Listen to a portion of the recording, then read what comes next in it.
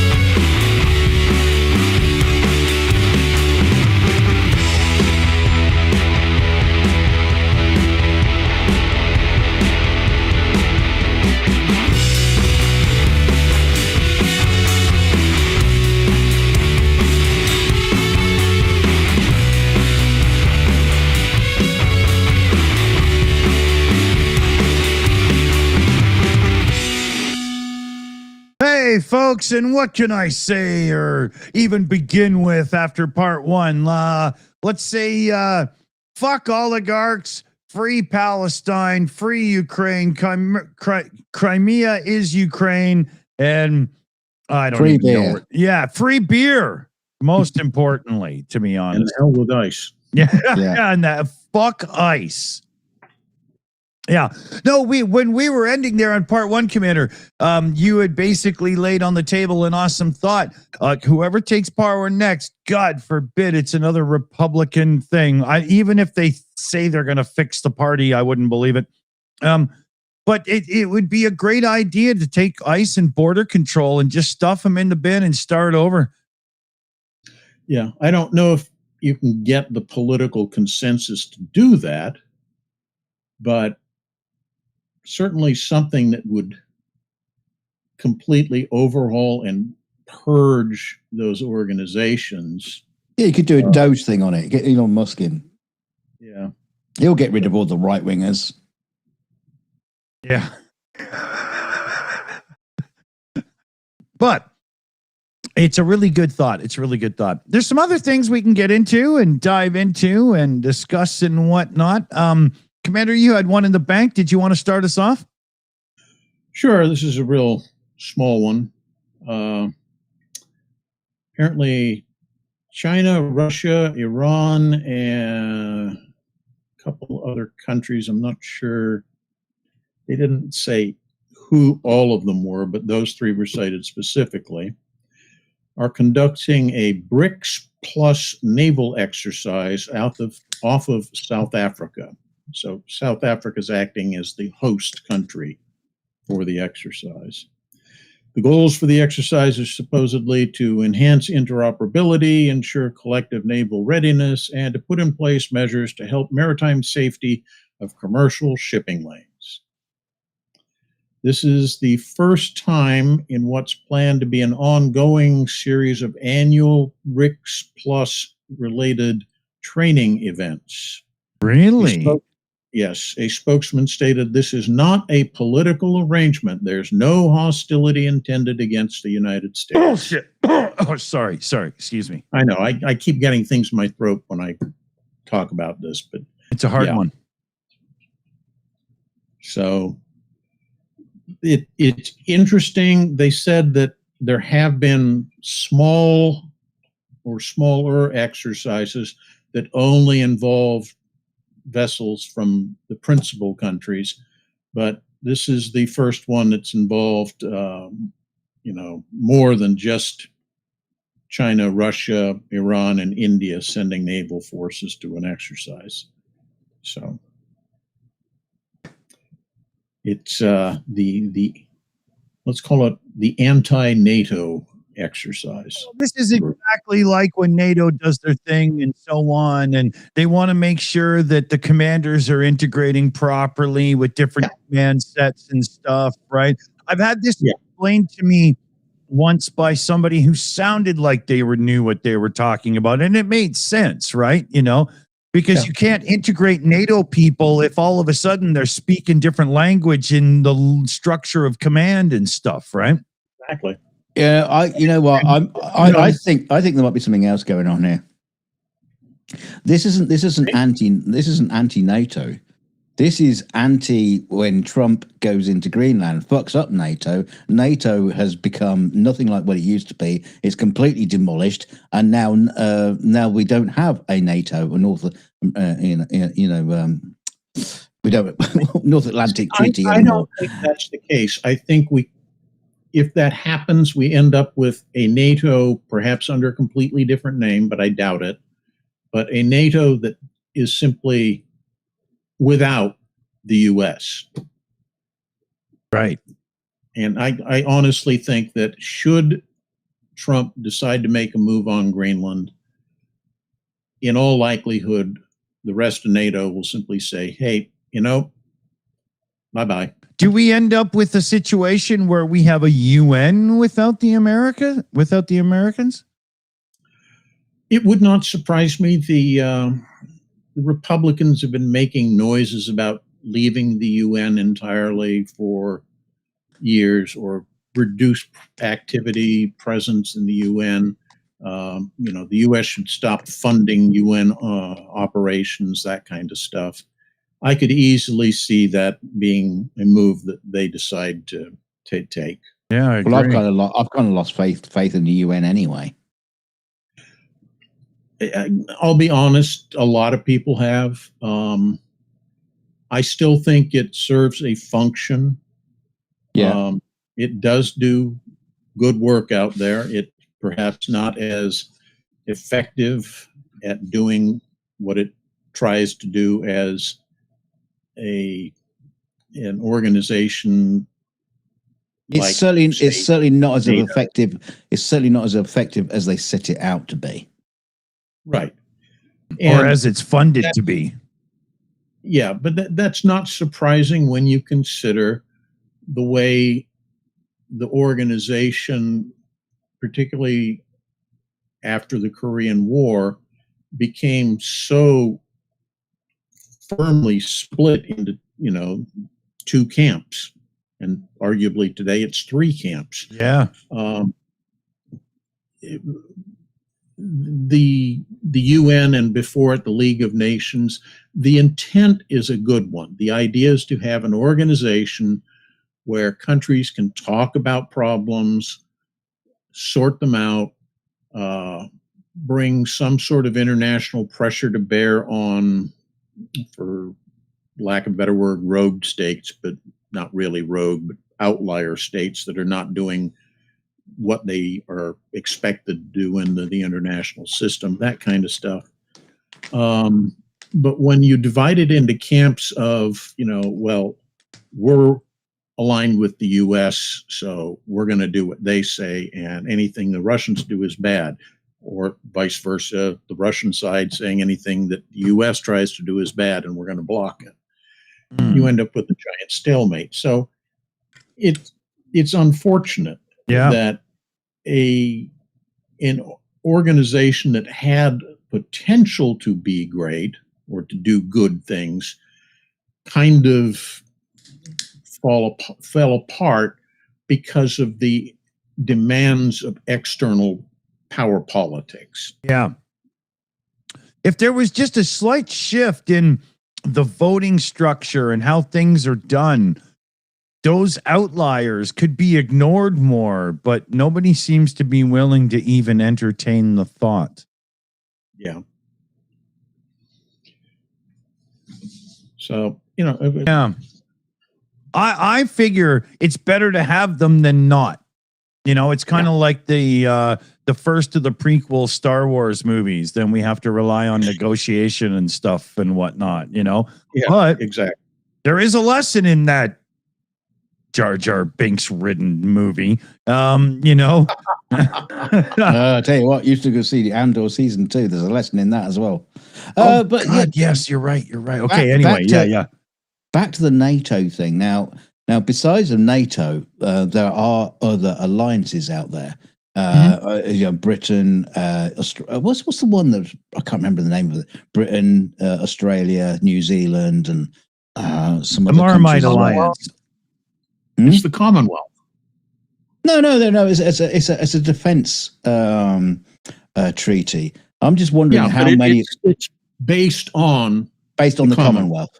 Yeah, because I'm just wondering how many other treaties are out there that just don't get the big name of NATO. Other European countries. Before Sweden joined NATO, they had arrangements with Norway, Denmark, Finland.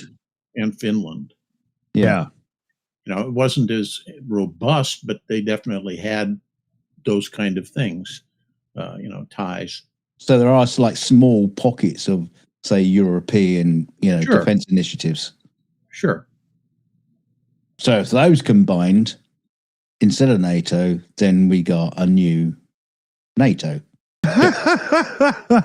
And I think the vast majority of European states understand that even absent NATO, there is a need for some sort of collective security arrangement to counteract your big next door neighbor.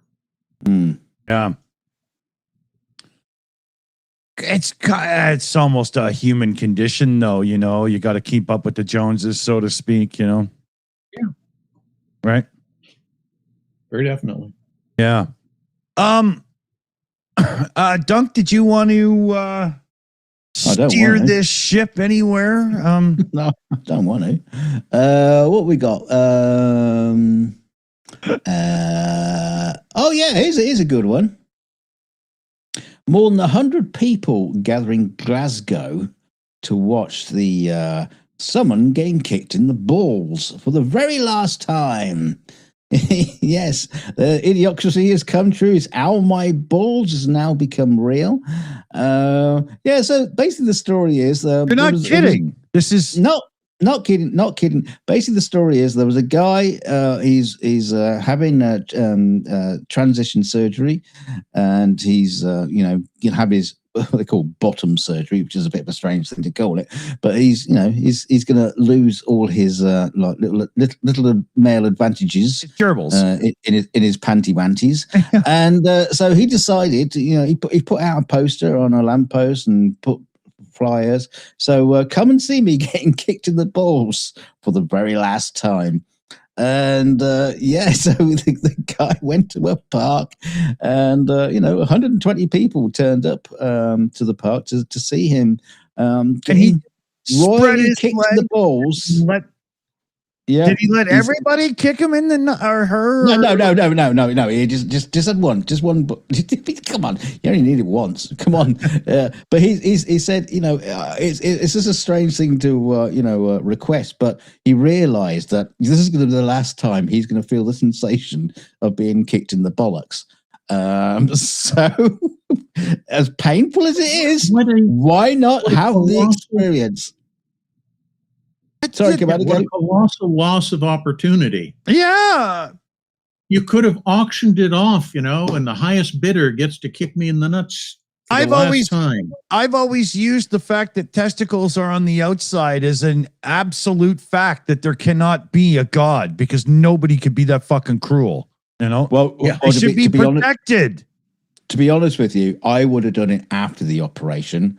and just have them on a football Like a pitch. fucking Yeah, piñata. like that goat game. We have to drag the goat around on horseback and put it in the goal. Yeah, just do that. You can kick my balls as much as you want afterwards. It turns into a sport.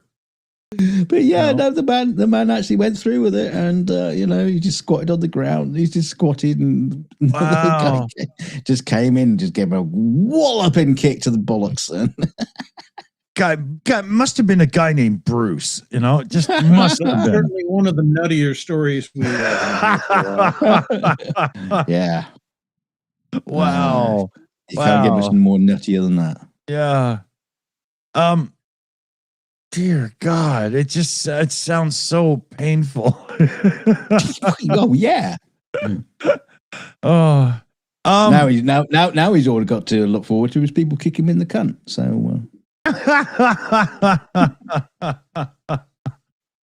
Oh, okay. Sorry for the language. Yeah. It's Glaswegian, certainly have more onomatopoeia that way. Yeah. He's a Glaswegian. It'd love it. It'd love the language. Yeah. Here, hold on a minute. Here, I was just thinking about this, and it was posted in our back thing there, but this is what I was envisioning, right? Just a line of people giving her this one,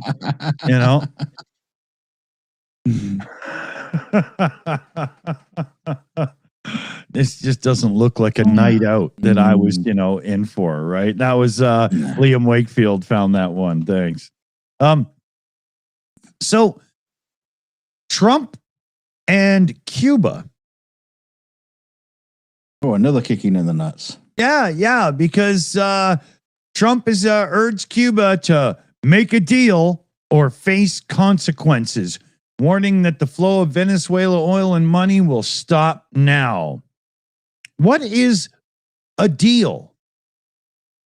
Make a deal. He always throws this at people. Doesn't that mean offer me, what was it when people had to pay to the king? You offered, it's not Tribute. Tribute. Yeah. I was going to say tithing, but I know our religious people were going to get mad at me for that. Tribute. But isn't that what he's saying? Literally, just kiss my ass before I cut you off? He's forgot he's not on The Apprentice anymore. The logical thing here, given Cuba's history and probably what would make him interested, is simply say, well, yes, Mr. Trump, we'll happily allow you to open a casino in Cuba. And we won't even give you shit for bankrupting it. Yeah. Wow. Well, I mean, if anything, Cuba needs, they should send in the struggling American automotive industry into there. They can fix up all those Cuban cars they got kept lying around. Yeah. Man, they've done a great job of keeping some of those old cars going over there. Wow. Oh, yeah, they're pretty ingenuitive, about things and stuff. I'll bet when the sanctions get lifted, car enthusiasts are going to just descend on Cuba and buy all those old. Jay Leno will be first in line. Premium prices. Yeah, they'll be collector's items. Oh, there's a lot of good metal down there for sure, But yeah, when you look at it, where is it here? 35,000 barrels of oil a day go to Cuba. Now, in the grand scheme of things, that's not huge amount of production or anything. No. But to Venezuela, especially the top that I'm sure are just siphoning the money and doing nothing with it because it's their industry should be in such better shape than it is. It's been totally neglected. But that doesn't give Trump the right to, I'm not saying that, but still, that's, it must help. And to Cuba, it must be a big deal. I mean, they got cars on the road. We were just talking, Yep. The Cuban foreign minister responded by saying his nation retained the right to import fuel without interference, while the president of Cuba said no one dictates what we do. Doesn't sound Well- like Cuba's ready to make a deal, Mr. Gump. Yeah, especially you don't get dictated by a dictator. Which is what he's looking for. He's looking for them to stand up and say insulting things, and then he can prove to them how manly he is. Yeah. And what's going to be the result of that, Commander? If he takes on Cuba, what you reckon? It's not going to be good. Yeah. No, it's going to be good. I remember talking to a guy, father of one of my friends, who'd been in the Army about the time of the Cuban Missile Crisis. And he was in one of the planning cells that was looking at the possibility of us having to invade. Hmm. And the thing that struck me is they had factored in for any airborne troops that were doing paradrops into Cuba a 5% casualty rate for people simply getting impaled on sugarcane. Wow.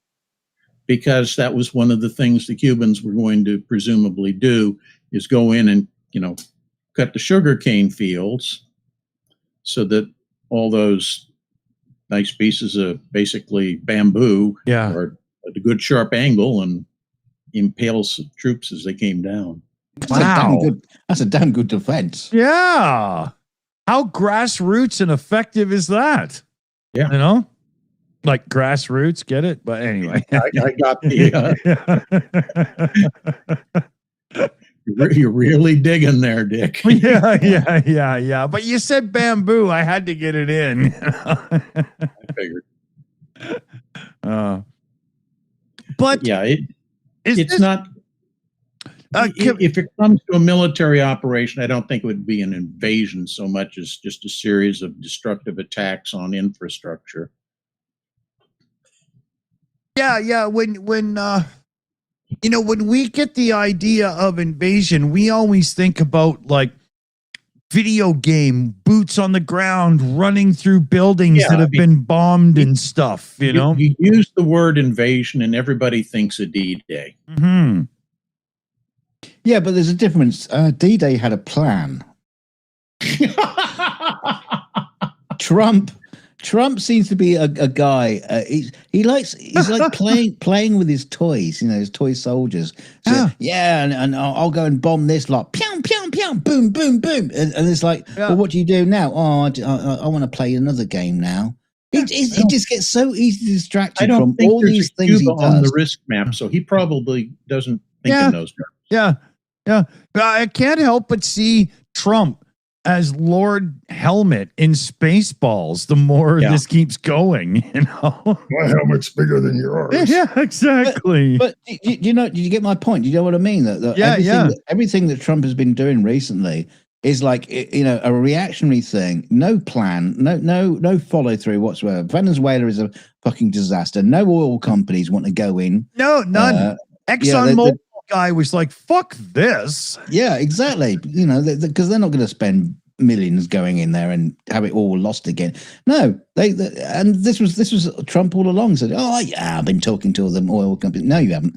Yeah. And he's the kind of guy constantly that wakes up in the morning, looks out the window and says, oh, it's sunny. Let's invade somewhere today. Yeah, exactly. And then there is no fucking. He just like kicks out all the time, and I'd imagine he would probably bomb some strategic targets in Cuba and forget about it the next day, and then move on somewhere else. Yeah. With Bush, it was who would Jesus bomb, and with Trump, it's who would Jesus invade. Same Republican thinking, just different methodology. Yeah. Speaking of Republicans and Christians, when are the average Christian going to wake up and realize that your average Republican only uses you for a vote? They're not actually Christians, because no one would behave that way if they were true Christians. That is not how it works. You go, wait a minute, this wasn't in the Bible. Yeah. And God said unto Moses, stomp them under your boots. Yeah. I don't know. Bomb them from on high. Suggest there was there's at least some pedophilia going on.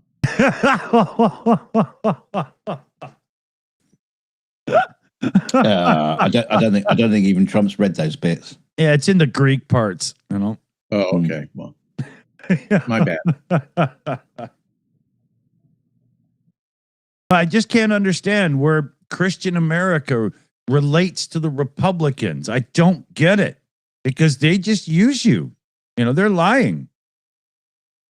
But that's true of so many of their constituencies. You know, they try to talk to the small farmers. You know, we're big on family farms. Yeah. Except they Yours. don't. You know, Yeah. it's like we give all of the supplements to the ag industries, Yeah. the big companies, not to the small farmers. Yeah. And when we put tariffs out, it hurts the small farmers, but the big guys always find some way to, there's always a nice workaround for them. And they support the mergers of the big companies that pressure the farmers into lower prices. They support. This has been their way for a long time now. And the reason that they're successful is they just know how to brand. Yeah. I mean, they're good at coming up with short, simple, easy to remember phrases that they throw at people. Yeah. And that's what they remember, Yeah. Tax and spend Democrats. Oh, yeah. Yeah. I would like to see the Christian Americans, not the hardcore Southern yell and scream types, because y'all kind of do what you want to do. But your regular average American Christians, and there's lots of you in the South too. I didn't mean everybody, but just go to one of these Republican town hall things and question one or two basic things from the Bible that every true Christian knows. Just ask them and watch them evade the question, and then ask yourself why. How could they not know that when they pander to me for my vote? Yeah, when you got rid of USA aid, did you read the bit about the Good Samaritan? Yeah. But it extends to everything. If it's not Christians, if it's not the farmers, it's people in the Rust Belt of, we're going to bring back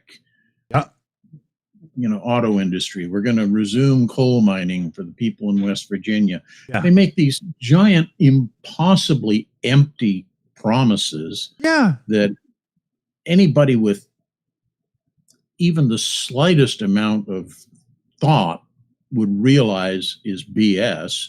Yeah. But they just, And I think it's a lot of it is because the authoritarian mindset, and I'm not referring to the people at the top who are the authoritarians, but the people in those groups tend to be of they want the answers handed to them. They want somebody else to tell them what to do. Yeah. They don't like having to make hard choices for themselves because there's risk involved. So they figure if you make the choices for them, then when it goes wrong, it's your fault. Yeah. And there's one underlying thing I've noticed over the last bunch of years when it comes to the Republican Party. They're very good at using the us versus them angle of the fight. Oh, yeah. They're very good at making sure that their people want nothing more than to crush the Dems, even when doing so is bad for their own self-interest. That's what I was saying earlier. Yeah. The GOP has always been very good at branding. At them, yeah, exactly. Soft on communism. That's one of their lines. That got us McCarthyism, but it's one of those simple phrases that resonates. Yeah. They can come up with, a silly ass red hat, make America great again. Yeah. And everybody jumps on the bandwagon because it's a simple message they can get behind. Yeah. Your average Democrat. Oh, crowd trying to explain everything, and nobody gets past the paragraph before they say, yeah, whatever. Yeah, by the time Schumer looks up from his feet, everybody's already tuned out, right? You know? They've copied and pasted the iTunes agreement part. Yeah. You know, just like never get to the end of it. Exactly. But I do believe at this point the Democrats understand this. I just don't know that the higher ups have figured out how to harness it yet. Because I still don't see a unified sort of thing here. It seems all over the shot, you know? Yeah, what I think part of the problem is that the Democratic Party is ossified. It's just so entrenched with hierarchy. Yeah. So the people driving the train are the old people who are protecting old thoughts, old programs, old money. Yeah. And I've used the analogy before here during the 2015 primary season. You had Bernie and Hillary show up in Seattle the same dates. Yeah. Bernie held a rally that filled the stadium, so they had to bump it into the next stadium over so people could watch him on the Jumbotron. There was something like 80,000 people for his rally. He shows up and she holds a $25,000 a plate dinner for her biggest supporters. Yeah. So she's meeting with perhaps 100 people. And he's got 80,000. But the Dems don't like Bernie's message. They aren't progressive. They're liberal. And they want to preserve all of those old power blocks because that's what they grew up with. That's where they know. That's where all their old contacts are. All the money comes from that. Yep. And that's the difference, is until the Democrats purge their own rank and get forward-thinking progressive people in there, they're doomed. Yeah. Because they're basically just Republican light. Yeah, very much. And certainly don't see that happening in the next few years. Yeah, because I mean, to a Canadian, you got Republicans that are right, and then you got Democrats that are kind of more like center and a little bit to the right, and then you got Canadian liberals who are on the left, man, proper, you know. Well, somebody from Europe, I can't remember who it was, said it, but they pointed out the United States really does not have a left-wing political party. Yeah, I agree. We have various shades of the right, and even people who are considered extreme left in American politics, in European politics would be seen as absolute centrists. Yeah, absolutely. One second, I'm just typing here. What's a Canadian? It's known by its real name, Canuckistani.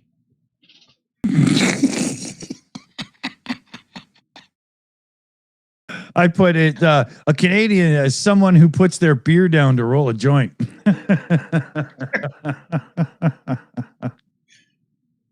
You know, from personal experience. I thought you were a professional. Me? No. Yeah, you could do both. No, I'm at the same time. One hand and the other. And no, but as a Canadian, I prefer to stay an amateur because then they don't actually like try to employ me and send me off to do things, right? You know, I can't get taxed for it. Yeah. Yeah. You know, it's like whenever you make money as a musician, you say, no, it's just from renting the garage. You know? So, got one more to with if you want. Yeah. All right. All right. Let's do it. What do we got here for time? 34. All right. Yeah, we're good. Okay. So the U.S. has agreed to provide $4 million for high Cambodian truce accords. Hey, hold on. Your voice So just in fluttered. One sec, Commander. Your voice just fluttered for me there. Say that again. I'll try it closer to the mic. That's ASMR CDR. The United States has agreed to provide $45 million to help implement the Thai-Cambodian truce accords. So you may remember we did talk about this so months ago. Thailand and Cambodia were having a border dispute that had turned hot. Mhm.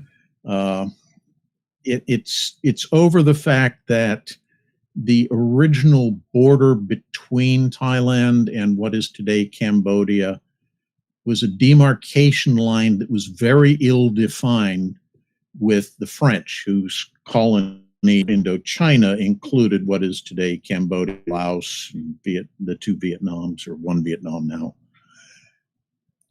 And they never really completely nailed down exactly where the border was going to run. Well, with these countries now being, real countries next to each other, and the fact that along this 500-long demarcation line, there are a number of old Khmer Empire ruins, which are kind of valuable in terms of tourist trade.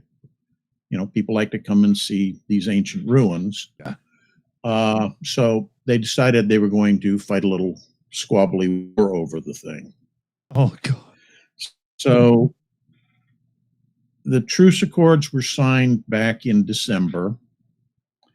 And since then, there have been a series of accidental, and both sides are willing to agree that, it was accidental. We didn't mean to, lay a minefield where your patrol normally walks. Oh, God. Or, we thought you guys were protruding across the demarcation line, so we shot a few of them. We're sorry, it was an accident. And so what's clear, really, when you get down to it, is that both sides really don't have entirely solid control over the troops that are deployed along this mutual border. Right. And so the junior officers that are, in charge of the units that are patrolling the border sometimes get a little overly nationalistic or overexcited and start shooting at the other side. Ice. Sorry. Yeah. Yeah, exactly. So anyway, under the truce, both sides were supposed to freeze their forces in place, and then they were going to coordinate in demining efforts along the border so they wouldn't have problems with it. And after a cooling off period, then the diplomats can sit down and negotiate an actual solid border. Anyway, as a show of good faith, on New Year's Eve, Thailand released 18 Cambodian POWs that they had. This is a gesture of good faith and confidence building. And Phnom Penh, the capital of Cambodia, said, okay, we are hopeful that the ceasefire will hold. And both sides are making demonstrable efforts to try to keep the lid on things. Right. Hopefully that will happen. So this kind of falls into the realm of potentially good news, that both sides are actually kind of to keep under control. There's some history to these kinds of situations, isn't there, Commander? Because you got people that come from families that have histories and they live near there, and all of a sudden this shit was decided by somebody who was an invader anyway, and it's so lasting in the memory of the people. It's brought up to their children. You remember, these are the people that oppressed us, and right? Well, the French were well known as being very interested in the cultural background and heritage of the people they colonized. So I'm sure that they were, very interested in making sure that this was a carefully demarcated border, which would deconflict any of these issues. Yeah. Yeah. Basically, after Dien Bien Phu, the French got on the boat, waved bye-bye, and said, you guys sort it out yourselves. We're done. Yeah, they sat down, used some sacred government documents to light bonfires, and then fucked off, right? Bloody Yeah, no Normans. Yeah. That was funny. I should bring it down and show you guys. One of the gifts I got for Christmas is a T-shirt that has Saxon shield, helmet, and spear with, their calligraphy and such on it. And it says under 1066, never forget. I was there and all I got was this lousy T-shirt. That's funny. That's right. Yeah, that's good. Oh, that's Bloody good. Normans. Yeah. Bloody Normans. So, yeah, we got about, 10, 15 minutes or something here. Dunk, anything else on your list you want to get to? Let's see what we got here. I'm trying to find nice stuff. There isn't any out there at all. I did that earlier. I was looking through and I was like, fuck, I got nothing that's happy. Yeah. Oh, I got one. Okay, I do. I'll save it. Okay. Well, I'll do this one really quickly, but there's a single in India. There's a single elephant that's been out there, and it's suspected to have killed at least 13 people in the week in an Indian jungle. Yeah, this rogue elephant, crazy elephant. It's probably working for ICE. It's rampaging around. Just killing people. Now, apparently, if he's just killing poachers and he's like just that smart, right? No, unfortunately, he's actually killed 4 people from the same family. Oh wow. Yeah. So basically, what's happening is, well, he's horny. He's basically going through that sort of like that thing that's his reproductive hormones are getting a bit feisty inside his blood. This sounds like a biography that was shot in Alabama. And yeah, and the little bastard is as horny as hell, and he's going around, rampaging, killing people all over the place. And all of the villagers are, being told to stay indoors, and yeah, they're all voicing their concern. Of course, you are. What else would you do? Apparently, he's very, very difficult to track. Because he doesn't have an Apple AirPod on him. I think you just look for a guy with a big long nose and big floppy ears. Yeah, surely that's who you're looking for. That's your culprit. And just imagine Nixon with a schnoz, right? They're looking for him. I'm not too sure exactly what they're going to do with him. I think they are intentionally going to just assassinate him. In India. Hey? No, it's not. It's not uncommon, not at all. Not at all. But I think this rogue elephant is probably, the most criminalistic of elephants in recent times. I'm referring not to specifically elephants, but to just wildlife in general. Well, it is India. And, lots of people living there, but not a lot of hunters.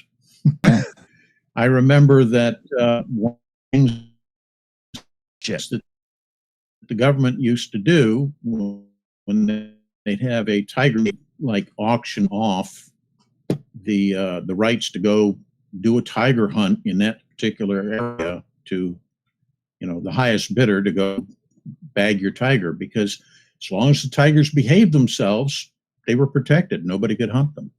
And the government was pretty good about enforcing that. So why can't we do the same thing with ICE agents? Associated. Yeah, if only. My favorite story of that was the monkeys. I don't know if I've told you the story. Monkeys would go into the green fields of the villages and would just go through and eat everything, and the village would basically end up losing lots of people to starvation. Wow. During during the so they would hire a monkey catcher, and that was a job.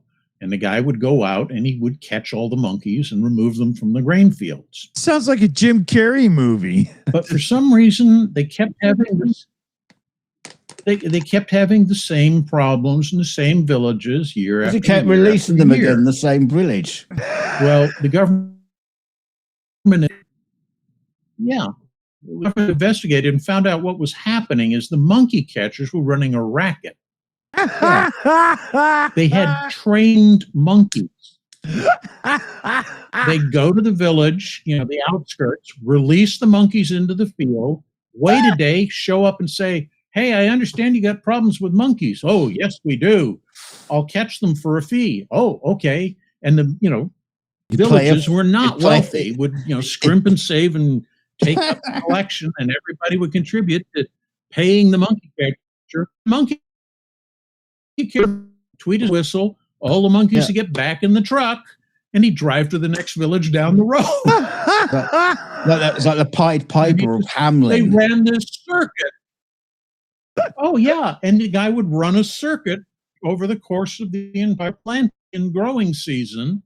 Brilliant. For a set of villages. Oh my God. It's like back in the day when you had your little horse-drawn cart and you'd go from town to town selling your elixir or whatever, Well, it's like that Charlie Chaplin movie, The Kid, where you have the kid throw the brick through the window and he's walking along with a glass pane and fit it.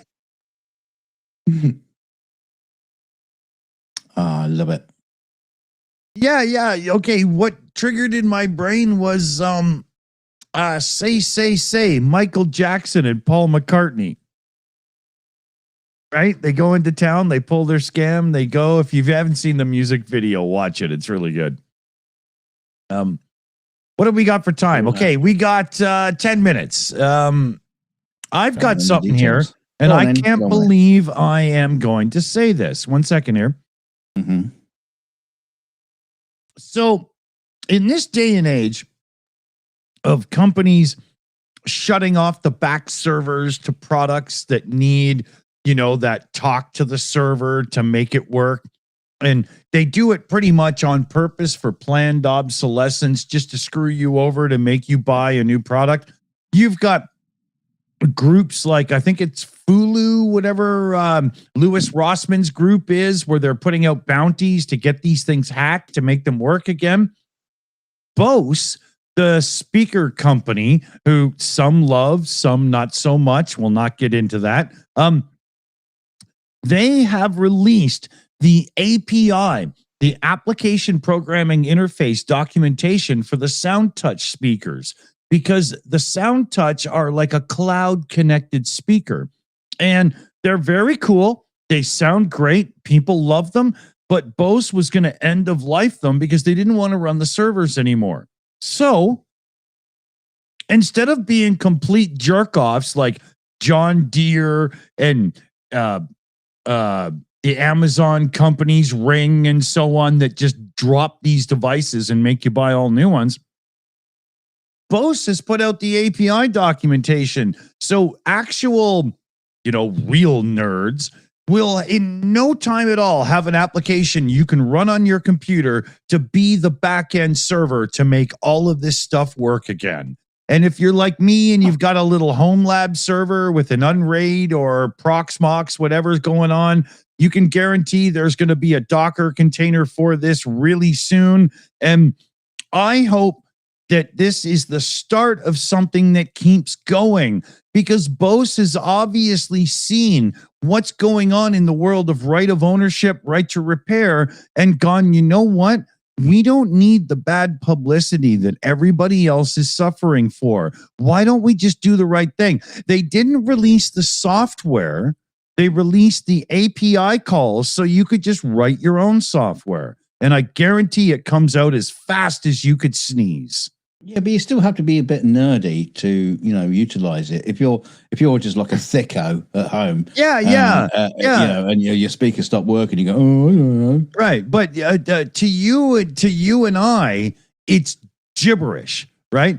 But what it means is all we have to do is wait like 20 days and there's going to be a code download, an app you can do, and away you go, right? And I hope more companies figure out that this is the way to do it, right? Or you just buy an old-fashioned hi-fi system that's not connected to the web and just play stuff. Yeah, but it's... Yeah, okay, I agree with that. We're getting close on time, right? But you've got to say, like, these connected things, like we've got some AirPlay speakers in the house and I can turn them all on. And as I go upstairs to, deal with a fish tank and a water change, come downstairs and do some dishes and stuff, the music just plays through the whole house. To do that with an old school system is a nightmare. It's really cool that these things are being saved by somebody finally. So, Bose, I give you credit. In the modern day and age, you're one of the few that's done the right thing. Well done. I can't believe it happened. Anything else we want to get to before we hit the button? We're really close on time. Oh, well, we got a man arrested in Japan, in Tokyo. Who? Hello? What? Basically, he organized a street fight and he's been arrested under an 1889 dueling law. He's basically been arrested for dueling in the street, which is a bit of a strange thing because apparently his adversary never met him before the day of the fight. So there's not a lot of stories going on, backstory to this because it's just not being told. But apparently the guy decided to have a fight with this other guy in the street, and it's a duel. He died. His adversary died, and caused by his head injuries. Now they weren't saying that any weapons were involved, so I don't know if it was like pistols at dawn or sword fights or whatever. But he just got the crap beaten out of him, and the guy has been arrested and is going to be facing prison. Wow. No fight should ever end with somebody being so, you know what I mean? That's ridiculous. But yeah. What a crazy. Is it a duel? Well, if you take somebody out, man, you deserve. Yeah, well, the thing is, you're challenging someone to a fight, so therefore it's essentially a duel. I guess. That's strange, man. It's not like you just meet someone at a pub and he spills your drink and you basically take him out into the car park, kick the shit out of him. It's saying, "Oh, should we have a fight?" Yes, I'll have a. You've got a second? Yeah, I've got a second. And handkerchiefs and waves. It may be that what they're trying to do is find a law to charge him under to make it a more severe crime. Right. I wouldn't be at all surprised. It's exactly what's going on there. Yeah. That makes a lot of sense. But it is kind of strange. It's almost like like a TikTok thing. Do you want to come and fight me? Yeah, all right. Yeah, we'll film it and we'll put it out on TikTok. And you died in the process of having this fight. Yeah. Don't want to hear that. That's for sure. Well, you asked. Yeah. But I mean, no, it's just that, it's an interesting story for sure. But the whole, fight in the street over something until somebody dies, like, dear God, who the fuck are we, man? A fight over nothing. It wasn't like, he was fighting over over a lady or defending his children from ICE. Honor, right? His honor. Yeah. Strange. So a couple of shout outs here before we go. We got Garth McKeel in the chat there. Keep up the good work. Oh, we really hope to, and we hope to see you here as we do it. And then we got Dark Oblation in the chat, and I'll unedit it for you. Fuck ICE. Remember, make yourself seen, make yourself heard. Chant, ICE, go home, do all of that kind of stuff. But make sure you're seen as a peaceful protester. Do not give these sorry-ass sons of bitches an excuse to do anything because they will take it. Unless they're transing and you can kick them in the balls. Yeah, I guess, you know, but make sure you know first because, you Yeah. know, it's, yeah. Are you just transitioning into an arsehole? Yeah. Oh, Yeah. No, I Wallop. don't. I think these guys transitioned into assholes a long time ago. Yeah. Yeah. Yeah. Mill Team 6. Yeah, exactly. So, thanks to all our viewers, watchers, supporters, our team members. We got Mexi Girl, PJ CNET, Shayna Caldwell, AI Alchemist, Chris Lundy, Liam Wakefield, David Worley, and Super Chat Matt. So thanks, everybody. And we'll see Yeah. you very soon. Don't forget to hit the comment section in the video and a little bit below, and you can tell us what you think about anything that we've said tonight or anything we didn't say tonight. And probably that's the best bit. You know, and we've got something to dig on next time. And hit like, share, and subscribe. I'll hit the credits button, and we'll see you soon. Good night, everybody. Stay shitty.